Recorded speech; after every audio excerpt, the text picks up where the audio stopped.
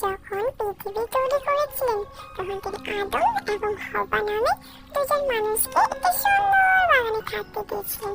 সেই বাগানটির নাম ছিল এদেন উদ্যান।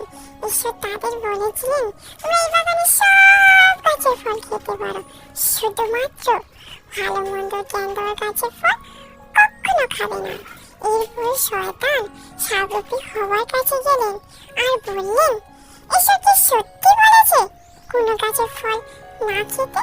তখন হওয়া সাপটিকে বললেন, না, ঈশ্বর তা বলেনি, বাগানের সব গাছের ফল আমরা খেতে পারি, শুধুমাত্র ভালো মন্দ জ্ঞান দেওয়া গাছের ফল খেলে এবং ছুলে আমাদের মৃত্যু হবে। তখন সাপ হওয়াকে বললেন, কখনো না, কিছুতেই তোমরা মরবে না। ঈশ্বর জানে যদি তোমরা সেই গাছের ফল খাও, ভালো মন্দ জ্ঞান পেয়ে তোমরা ঈশ্বরের মতো হয়ে উঠবে। তখন সাপের কথা শুনে হবা ভাবলেন, ফলটি দেখতেও তো খুব সুন্দর। তিনি তখন সেই বারণ করা ফলটি খেলেন এবং আদমকেও খেতে দিলেন। ফলটি খাওয়ার সাথে সাথে তাদের জীবন এক অদ্ভুত পরিবর্তন আনলো। আগে তারা যেমন সহজ সরল ছিল, এখন তাদের মনে ভয় আর লজ্জা ঢুকে গেল। তারা বুঝতে পারলো তারা খালি গায়ে আছে, তাই গাছের পাতা দিয়ে নিজেকে ঢেকে ফেললেন। বিকেলের দিকে যখন ঈশ্বর বাগানে এলেন, আদম আর হওয়া ভয়ে গাছের আড়ালে লুকিয়ে পড়লেন। ঈশ্বর আদমকে ডেকে বললেন, আদম, তুমি কোথায়? আদম বললেন, আমি তোমার গলার আওয়াজ শুনছি, কিন্তু আমি উলঙ্গ, তাই ভয়ে লুকিয়ে আছি। তখন ঈশ্বর বললেন, তুমি উলঙ্গ, সে কথা কে তোমাকে বলল?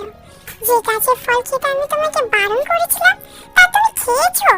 আদম বললেন, যে নারীকে তুমি আমার সঙ্গী হিসেবে দিয়েছো সেই আমাকে এই গাছের ফল দিয়েছে আর আমি তা খেয়েছি। তখন ঈশ্বর সে নারীকে বললেন, তুমি এ কি করেছো?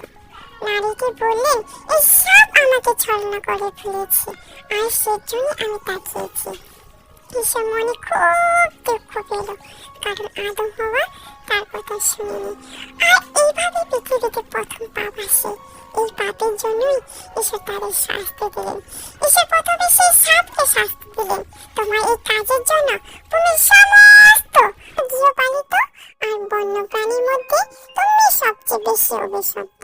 তুমি সারা জীবন পেটে ভর করে চলবে এবং ধুলো খাবে।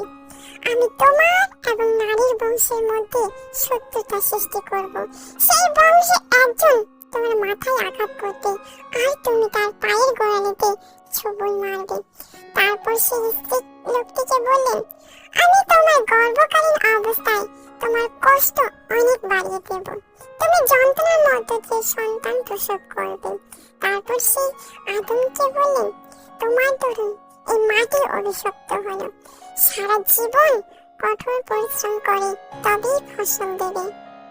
তবু ঈশ্বর তাদের ভালোবাসলেন, তিনি তাদের জন্য পোশাক বানালেন। আর এরপরে আদম হওয়াকে বাগান ছাড়তে হলো। ঈশ্বর বাগানে পাহারা বসালেন যাতে আর কেউ জীবন গাছের ফল না খায়। এইভাবে তাদের নতুন জীবন শুরু হলো। এই গল্প আমাদের শেখায় ঈশ্বরে অবাধ্য হওয়া খুব ভয়ানক। ঈশ্বর যা কিছু আমাদের জন্য করেন সবকিছু ভালোর জন্য করেন, তাই ঈশ্বরের কথা মতো চলা আমাদের দরকার।